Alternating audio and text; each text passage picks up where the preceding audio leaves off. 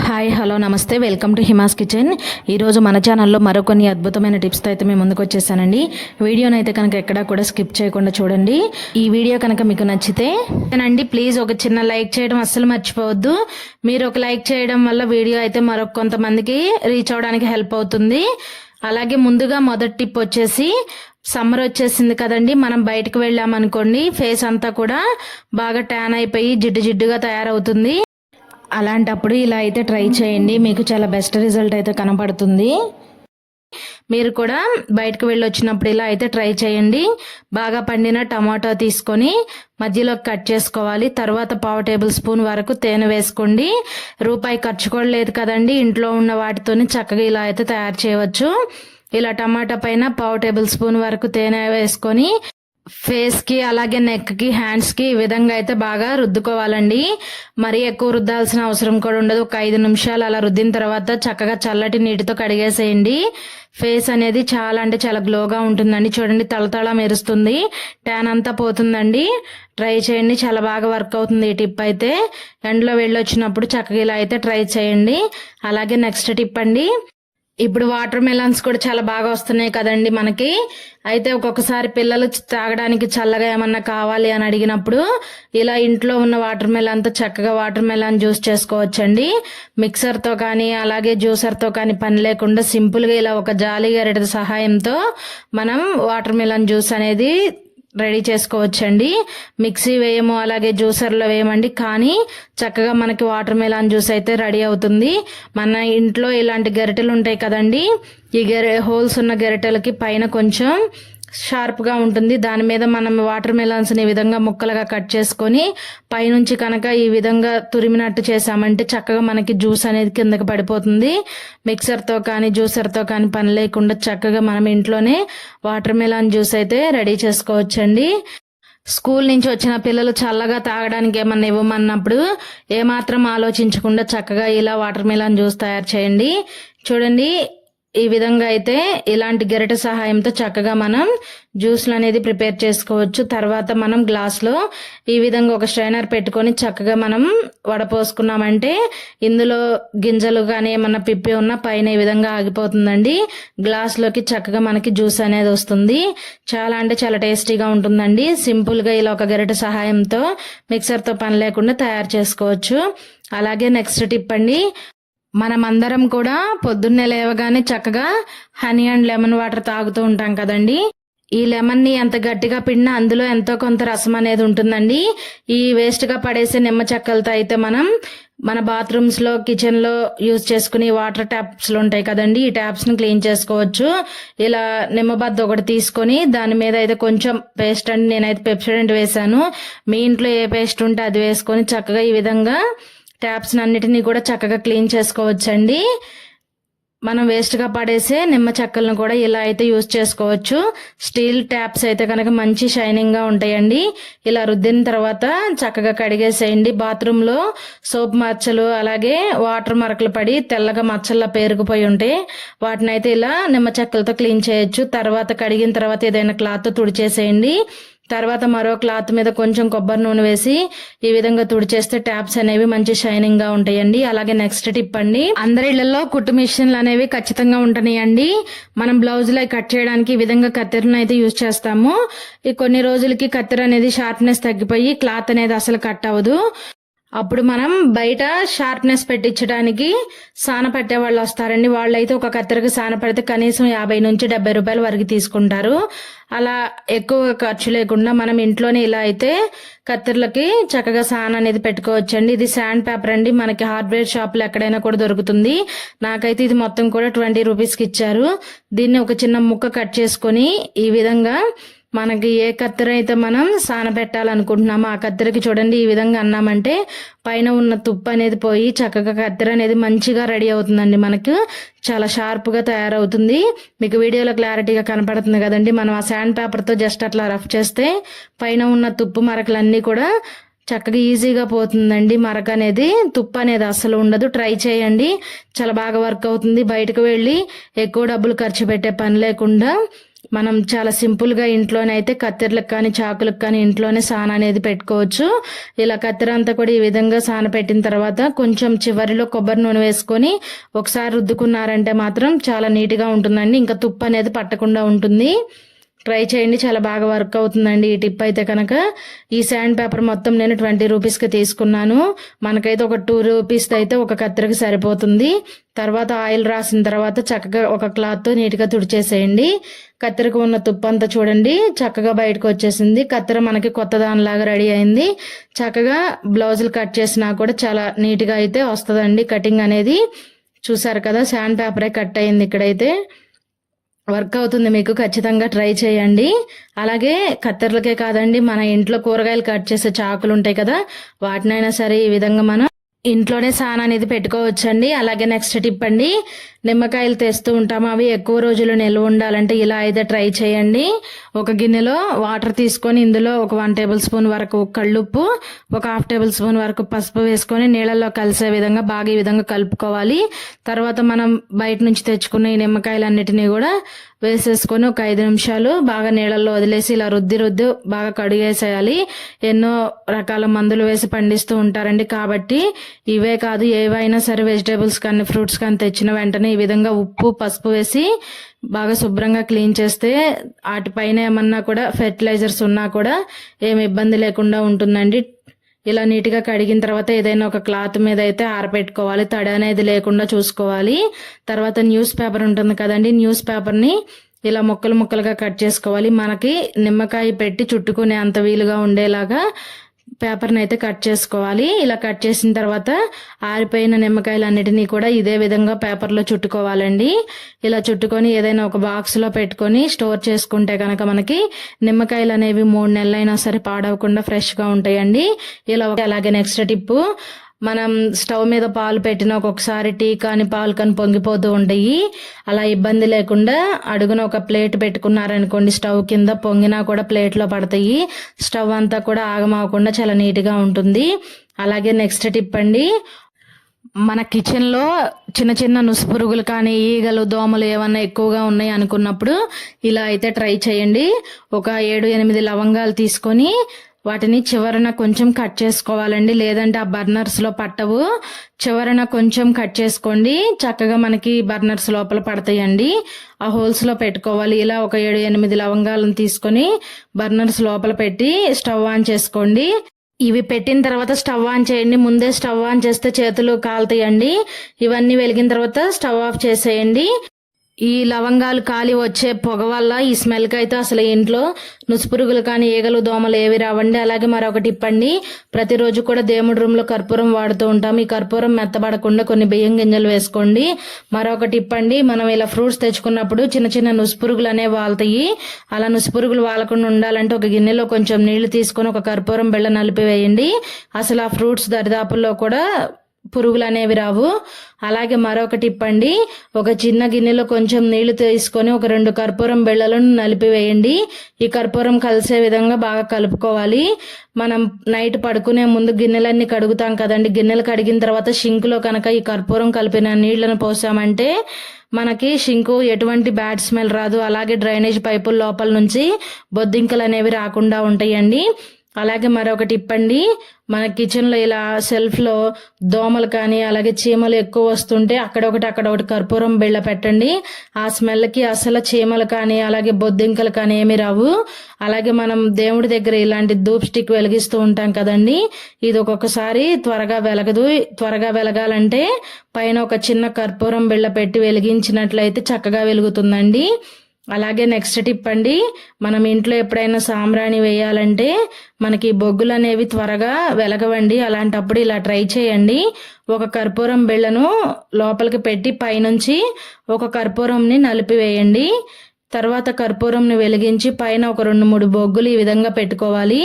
ఇలా పెట్టారంటే కర్పూరం మొత్తం అయిపోయే లోపు మనకి బొగ్గులు అనేవి చక్కగా రెడీ అవుతాయండి. బొగ్గులు అనేవి కాలి మనం సాంబ్రాణి వేసుకోవడానికి వీలుగా ఉంటాయి. చక్కగా దేవుడి రూమ్ లో వాడే కర్పూరంతో మనం ఈజీగా అయితే బొగ్గుని ధూపం వేయడానికి తయారు చేసుకోవచ్చు. అలాగే మరొకటి ఇప్పండి, ఇంట్లో దోమలు ఎక్కువగా ఉండి మనం నైట్ పడుకున్నప్పుడు ఫ్యాన్ వేసుకున్నా కూడా కాళ్ళకి చేతులకి బాగా కుడుతూ ఉంటాయి. అలాంటప్పుడు ఇలా ట్రై చేయండి. ఒక గిన్నెలో ఒక 1.5 టేబుల్ స్పూన్ల వరకు నువ్వుల నూనె వేసుకోవాలి. తర్వాత ఒక కర్పూరం బిళ్ళ వేసి ఆ నూనెలో కర్పూరం కలిసే విధంగా కలుపుకోవాలి. ఇలా బాగా కలుపుకొని మనకి దోమలు కుడుతున్నాయి అనుకున్నప్పుడు చేతులకి కాళ్ళకి ఇలా రాసుకున్నాం అనుకోండి, అసలు ఈ స్మెల్కి దోమలు అనేవి కూడా మన దగ్గరికి రావు. చాలా బాగా వర్క్ అవుతుంది, ట్రై చేయండి. అలాగే ఒక చిన్న గిన్నె తీసుకొని ఇందులో ఒక మూత డెటాల్ వేసుకోండి. తర్వాత ఒక కర్పూరం బిళ్ళని ఈ విధంగా నలిపి వేసుకోండి. ఈ డెటాల్లో కర్పూరం కలిసే విధంగా ఒకసారి మొత్తం బాగా కలుపుకోండి. ఇలా బాగా అంతా కలిసిన తర్వాత కొంచెం కాటన్ని తీసుకొని ఇందులో అయితే డిప్ చేసుకోవాలండి. ఇలా డిప్ చేసుకొని మీకు ఎక్కడైతే ఇంట్లో బాగా సింకు కింద దగ్గర నుంచి మనకు బొద్దింకలు అనేవి ఎక్కువగా వస్తూ ఉంటాయి, డ్రైనేజ్ పైపుల దగ్గర నుంచి, అలాగే సింకులో కూడా నైట్ పడుకునే ముందు ఇలా కాటన్ని ఇందులో డిప్ చేసి ఒక కాటన్ని కనుక అక్కడ పెట్టుకున్నామంటే మనకి అసలు బొద్దింకలు అనేవి రావండి. మెయిన్ మనకి డ్రైనేజ్ పైపుల్లో నుంచే బొద్దింకలు అనేవి వస్తాయి. అక్కడ పెట్టారంటే కనుక ఈ స్మెల్కి అసలు బొద్దింకలు కూడా రావు. అలాగే రోజంతా కూడా ఇల్లు మంచి సువాసన భరితంగా ఉండాలంటే ఇల్లు తుడిచేటప్పుడు ఇలా బకెట్లో అయితే కొంచెం రాళ్ళ ఉప్పు వేసుకోండి. అలాగే ఒక కర్పూరం బిళ్ళ నలిపి వేసుకోండి. తర్వాత ఒక అరమూత వరకు డెటాల్ వేసుకోండి. అలాగే ఒక 1/2 స్పూన్ వరకు షాంపూ అండి. షాంపూ ఎక్కువ వేసుకున్న కాళ్ళు జారుతాయి కాబట్టి కొంచెం చాలా తక్కువగా అయితే షాంపూ వేసుకొని మొత్తం బాగా కలుపుకోండి. చిన్నపిల్లలు ఉన్నా కూడా కింద ఆడినా ఏం కాదండి, చక్కగా ఇలా క్లాత్ని బాగా ముంచేసి గట్టిగా పిండేసి తుడుచుకుంటే ఇల్లు రోజంతా కూడా నీట్గా ఉంటుందండి. వందలు ఖర్చు పెట్టి క్లీనింగ్ లిక్విడ్లు కొనే కన్నా ఇలా ట్రై చేయండి. అలాగే నెక్స్ట్ టిప్ అండి, మన ఇంట్లో చిన్నవాళ్ళ దగ్గర నుంచి పెద్దవాళ్ళ వరకు అందరూ కూడా సైడ్తోనో లేదా తలనొప్పితోనో స్పెట్స్ అనేవి ప్రతి ఒక్కళ్ళు యూజ్ చేస్తున్నారండి. ఈ స్పెట్స్ ఎక్కువ మన్నికగా ఉండాలంటే ఇలా ట్రై చేయండి. మనకి డీ ఫ్రిడ్జ్ ఉంటుంది కదండి, అందరి ఇళ్లలో ఫ్రిడ్జ్లు ఉంటున్నాయి.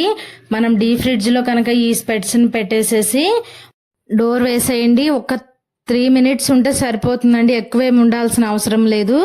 మీ ఇంట్లో ఎన్ని స్పెట్స్ ఉన్నా సరే ఇలా నీట్గా అయితే తయారు చేసుకోవచ్చండి. బాగా క్లారిటీగా కనిపిస్తాయి. ఇలా స్పెట్స్ పెట్టి ఒక 3 మినిట్స్ అలా వదిలేసేయండి. 3 మినిట్స్ తర్వాత మీకు డోర్ తీసి చూపిస్తున్నానండి. స్పెట్స్ బయటకు తీసి స్పెట్స్ తో పాటు మనకి ఇలాంటి క్లాత్స్ వస్తాయి కదండి, దీంతో కానీ లేదా ఏదైనా స్మూత్ క్లాత్ తో మనం కనుక నీట్ గా తుడుచుకుంటే గ్లాసెస్ అనేవి చాలా క్లియర్ గా ఉంటాయండి. మనం నార్మల్ గా క్లీన్ చేసే వాటికన్నా కూడా చాలా క్లియర్ గా అయితే కనిపిస్తాయి. ఇలా నెలకొకసారి లేదా నెల 10 రోజులకు ఒకసారి ఇలా కనుక క్లీన్ చేస్తే మీకు గ్లాసెస్ అనేవి చాలా అంటే చాలా నీట్ గా ఉంటాయండి.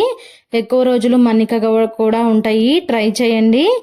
ఎప్పుడైనా సరే మచ్చలుగా ఉన్నప్పుడు ఇలా ఒక 3 మినిట్స్ ఫ్రిడ్జ్ లో పెట్టి తుడుచుకోండి. చాలా అంటే చాలా మన్నికగా ఉంటాయి, బాగా క్లియర్ గా కనపడతాయి. మన ఇంట్లో ఇలాంటి రైస్ బ్యాగులు ఉంటాయి కదండి, ప్రతి మంత్ మనం రైస్ తెచ్చుకుంటూ ఉంటాము. ఇలా రైస్ బ్యాగులని వేస్ట్ గా పడేస్తూ ఉంటాము, కానీ అప్పుడప్పుడు ఇలా అయితే యూజ్ చేసుకోవచ్చు. రైస్ బ్యాగ్ ని ఇలా ఫోల్డ్ చేసుకోవాలండి. తర్వాత మన ఇంట్లో ఏవైనా పాతవి పిల్లో కవర్స్ ఉంటే ఒక కవర్ తీసుకొని మనం ముందుగా మడిచి పెట్టుకున్న ఈ రైస్ బ్యాగ్ ని అయితే పిల్లో కవర్ లో పెట్టుకోవాలి. ఇలా పిల్లో కవర్ లో పెట్టిన తర్వాత చూడండి మనకి చక్కగా ఒక మ్యాట్ లాగా అయితే తయారవుతుందండి. మీకు కావాలంటే సూది దారంతో చివరన కుట్టు వేసుకోండి. నేనైతే కిందకి మడిచి వేశాను. తర్వాత చూడండి మనకి మ్యాట్ అనేది చక్కగా ఈ విధంగా రెడీ అవుతుంది. మీరు ఈ రైస్ బ్యాగ్ ప్లేస్ లో మనం గోధుమ పిండి తెచ్చినప్పుడు 5 kgs ప్యాకెట్స్ కవర్స్ ఉంటాయి కదండి, వాటినైనా కూడా యూజ్ చేసుకోవచ్చు. ఇప్పుడు మనకి మ్యాట్ ఎందుకు ఉపయోగపడుతుందంటే చూపిస్తా చూడండి. మనం గిన్నెలు కడిగిన తర్వాత ఇలా మిక్సీ జార్లు అలాగే గ్లాస్ బౌల్స్ కానీ గ్లాసులు కానీ ఏమన్నా ఉంటే వాటిని కింద అయితే బోర్లు ఇస్తూ ఉంటాము. కింద బోర్లు ఇస్తే ఆ వాటర్ తడంతా అయ్యి మళ్ళీ మనం వేరే క్లాత్ తో తుడుచుకోవాల్సి ఉంటుంది. అలా తుడుచుకునే పని లేకుండా చక్కగా ఈ విధంగా మనం ఒక పిల్లో కవర్ లో రైస్ బ్యాగ్ పెట్టి మ్యాట్ లా చేసుకున్నాం అనుకోండి, చక్కగా ఇలాంటివన్నీ కూడా వాటి మీద బోర్లించుకోవచ్చు. తర్వాత ఈ మ్యాట్ ని తీసుకెళ్లి ఒక 2 నిమిషాలు ఎండలో వేస్తే సరిపోతుందండి. అంతేకాదండి, మనం గిన్నెలు కడిగిన తర్వాత ఇలా స్టాండ్ ని కింద పెడతాము, అందులో నుంచి చొక్కలుగా నీళ్లు కారుతూ ఉంటాయి. ఇలా మ్యాట్ మీద పెట్టుకున్నాం అనుకోండి, చక్కగా వాటర్ ఏమన్నా కారినా కూడా ఆ కాటన్ది కాబట్టి చక్కగా పీల్చేస్తుందండి ఆ పిల్లో కవర్. తర్వాత దాన్ని తీసుకెళ్లి ఎండలో వేసుకున్నామంటే చక్కగా ఆరిపోతుంది. ఇట్లా మనం వేస్ట్ గా పడేసే రైస్ బ్యాగులను అలాగే పాత పిల్లో కవర్లను అయితే మనం కిచెన్ లో ఈ విధంగా యూజ్ చేసుకోవచ్చు. ట్రై చేయండి. టిప్ నచ్చితే లైక్ చేయండి. అలాగే నెక్స్ట్ టిప్ అండి, మనం మార్కెట్ కి వెళ్లి వెజిటేబుల్స్ తెచ్చుకున్నప్పుడు కొంచెం ఎక్కువ మొత్తంలో కరివేపాకు అనేది తెచ్చుకుంటాము. ఇదేంటంటే ఒక 4-5 రోజులకి వడబడిపోయినట్టు, ఎండిపోయినట్టు లేదా పాచిపోయినట్టు అలా అయిపోతూ ఉంటుంది. కానీ మళ్ళీ మనం వెజిటేబుల్స్ తెచ్చుకునే వరకు కూడా కరివేపాకు మనం ఫస్ట్ రోజు తెచ్చినప్పుడు ఎలా ఉందో అలాగే మంచిగా ఫ్రెష్ గా ఉండాలంటే ఇలా ట్రై చేయండి. కరివేపాకుని ఇలా ఒలుచుకొని దీన్ని బాగా శుభ్రంగా కడిగి తడేం లేకుండా ఫ్యాన్ గాలి కింద ఆరబెట్టుకోవాలండి. ఇలా ఆరిన తర్వాత స్టవ్ ఆన్ చేసి ఒక గిన్నె కానీ ఇలా ఏదైనా ఒక చిన్న గరిటె లాంటిది పెట్టుకొని ఇందులో ఒక 1 టేబుల్ స్పూన్ వరకు ఆయిల్ అండి, కుకింగ్ ఆయిల్ వేసుకోవాలి. తర్వాత ఒక చిటికెడు సాల్ట్ వేసుకొని స్టవ్ మీద పెట్టుకొని కొంచెం వేడి చేసుకోవాలి. మనం చేతితో పట్టుకునే అంత వేడి ఉన్నప్పుడు ఇలా చేతికి కొంచెం ఆయిల్ అప్లై చేసుకొని కరివేపాకు ఇలా అప్లై చేసామనుకోండి, కరివేపాకు అంతా కూడా ఆయిల్ అనేది అప్లై అవ్వాలి. ఆ విధంగా ఇలా చేసుకున్నాం అనుకోండి, మనకి కరివేపాకు అనేది మళ్ళీ మనం వెజిటేబుల్స్ తెచ్చుకునేంత వరకు కూడా చక్కగా ఫ్రెష్ గా ఉంటుందండి. కనీసం 15 రోజులైనా సరే కరివేపాకు మంచిగా ఫ్రెష్ గా ఉంటుంది. అసలు వడబడడం, ఎండిపోవడం అలాంటివి ఉండదు. మనం ఫస్ట్ రోజు తెచ్చినప్పుడు ఎలా ఉందో అంతే ఫ్రెష్ గా ఉంటుందండి. అంతే స్మెల్ కూడా అలాగే ఉంటుంది. ట్రై చేయండి. ఇలా ఏదైనా బాక్స్ లో స్టోర్ చేసుకొని ఫ్రిడ్జ్ లో పెట్టుకున్నాం అనుకుంటే చక్కగా 15 రోజులు 20 రోజుల వరకు కూడా మనకు చాలా ఫ్రెష్ గా ఉంటుంది కరివేపాకు అనేది. ట్రై చేయండి. అలాగే నెక్స్ట్ టిప్ అండి, అందరం కూడా ఇంట్లో ఈ విధంగా మరమరాలు అనేవి వాడుతూ ఉంటాము. ఇవేంటంటే బయట నుంచి తెచ్చినప్పుడు చాలా క్రిస్పీగా బాగుంటాయండి. మనం అలా ఇంట్లో పెట్టేసామనుకోండి, కొంచెం గాలి తగిలితే ఇవి మెత్తగా రబ్బర్ లాగా సాగుతూ ఉంటాయి. మళ్ళీ కూడా మనం వీటిని ఫ్రెష్ గా మంచి క్రిస్పీగా ఉండాలి అంటే కనుక ఇలా ట్రై చేయండి. ఒక కడాయి తీసుకొని స్టవ్ ఆన్ చేసి స్టవ్ మీద పెట్టుకోవాలి. తర్వాత మరమరాలను వేసుకొని ఒకేసారి ఎక్కువ వేయకుండా ఇలా కొద్దిగా మరమరాలను వేసుకొని ఒక 30 సెకండ్స్ ఇలా లో ఫ్లేమ్ లో ఇలా గెరెటతో అటు ఇటు మనం చక్కగా కలుపుకుంటూ ఫ్రై చేసుకున్నాం అనుకోండి, ఈ మరమరాలు మళ్ళీ కూడా మనకి చక్కగా క్రిస్పీగా అవుతాయండి. వీటిని ఇలా ఒక 30 సెకండ్స్ ఫ్రై చేసుకున్న తర్వాత చూడండి మీకు ఇలా క్రిస్పీగా ఉంటాయి. ఇవి చల్లారిన తర్వాత ఏదైనా గాలి తగలని బాక్స్ లో స్టోర్ చేసుకుంటే ఎన్ని రోజులైనా సరే మనకి మరమరాలు అనేవి క్రిస్పీగా ఉంటాయండి. అసలు మెత్తబడు. ట్రై చేయండి. అలాగే నెక్స్ట్ టిప్ అండి, మనం ఒక్కొక్కసారి నిమ్మకాయలు తెచ్చుకున్నప్పుడు ఇలా పచ్చికాయలు వస్తూ ఉంటాయి. ఇలా పచ్చికాయలు అనుకోండి మనం దేవుడి దగ్గర పెడుతూ ఉంటాము, లేదు మనం వీటి నుంచి రసం తీయాలంటే చాలా తక్కువ రసం వస్తుంది. కాయ అనేది చాలా గట్టిగా ఉంటుంది కదండి పచ్చికాయ. అలాంటప్పుడైతే ఇలా ట్రై చేయండి. ఒక చాకుకి ఇలా ఒక నిమ్మకాయను గుచ్చేసేయండి. గుచ్చిన తర్వాత స్టవ్ ఆన్ చేసుకొని ఈ నిమ్మకాయను ఇలా అటు ఇటు తిప్పుకుంటూ కూడా మనం చక్కగా ఒక 2 నిమిషాలు నిమ్మకాయను వేడి చేసుకోవాలండి. ఇలా నిమ్మకాయను వేడి చేసి రసం తీయటం వల్ల మనకి నిమ్మకాయలో నుంచి రసం అనేది ఎక్కువగా వస్తుందండి. పండు నిమ్మకాయలు అనుకోండి చక్కగా అందులో ఉన్న రసం అంతా ఈజీగా అయితే వచ్చేస్తుంది. ఇలా పచ్చి నిమ్మకాయలు అయితే కాయ అనేది కొంచెం గట్టిగా ఉంటుంది కాబట్టి మనకి రసం అనేది తొందరగా రాదండి. అలాంటప్పుడు ఇలా నిమ్మకాయను ఒక 2 నిమిషాలు మీడియం ఫ్లేమ్ లో పెట్టుకుని అటు ఇటు తిప్పుతూ ఫ్రై చేసుకోండి. ఇలా ఫ్రై చేసిన తర్వాత చక్కగా మనం ఇలా ఏదైనా ఒక క్లాత్ తీసుకొని ఇలా నిమ్మకాయను బయటకు తీసేసుకోవాలి. మనం ఇలా వేడి చేయడం వల్ల కాయ అనేది చాలా మెత్తగా అవుతుందండి. ఇలా క్లాత్ తో నీట్గా తుడిచి ఒక 2 నిమిషాలు పక్కన పెట్టేసేయండి. కొంచెం చల్లారాలి. కొంచెం చల్లారిన తర్వాత ఈ నిమ్మకాయను ఒక ప్లేట్ లో తీసుకొని నిమ్మకాయను అయితే కట్ చేసి మీకు రసం అనేది పిండి చూపిస్తాను. చూడండి, ఈ విధంగా చాకుతో అయితే 2 సగాలుగా కట్ చేసుకోవాలి.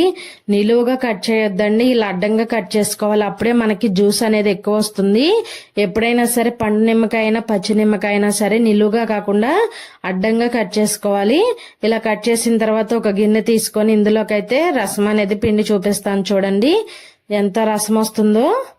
ట్రై చేయండి. మీ ఇంట్లో ఎప్పుడైనా ఇలా పచ్చి నిమ్మకాయలు ఉన్నాయి అనుకోండి, మీకు ఈ టిప్ అయితే చాలా బాగా యూజ్ అవుతుంది. లేదంటే కనుక స్టవ్ మీద వేడి చేయడం ఎందుకు అనుకుంటే ఎండలో ఎక్కువగానే ఉంటున్నాయి కదండి, ఎండలో ఒక 2 నిమిషాలు పెట్టేసేయండి. కాయ అనేది కొంచెం మెత్తబడుతుంది. లేదంటే అన్నం వండినప్పుడు వేడిగా ఉంటుంది కదండి, ఆ అన్నం వండిన గిన్నె పైన పెట్టేసినా కూడా కాయ అనేది వేడవుతుందండి. ట్రై చేయండి. చూడండి మనకి నిమ్మరసం అనేది ఎంత వచ్చిందో. ఒక నిమ్మకాయను వేడి చేస్తే చూడండి మనకి ఎంత జ్యూస్ వచ్చిందో. ట్రై చేయండి, మీకు చాలా యూస్ఫుల్గా ఉంటాయండి ఈ టిప్స్ అయితే. మీకు ఈ టిప్స్లో ఏ టిప్ నచ్చిందో కామెంట్ సెక్షన్లో అయితే కామెంట్ చేయండి. వీడియో నచ్చితే కనుక లైక్ చేసి మన ఛానల్ని సబ్స్క్రైబ్ చేయండి. Thanks for watching video.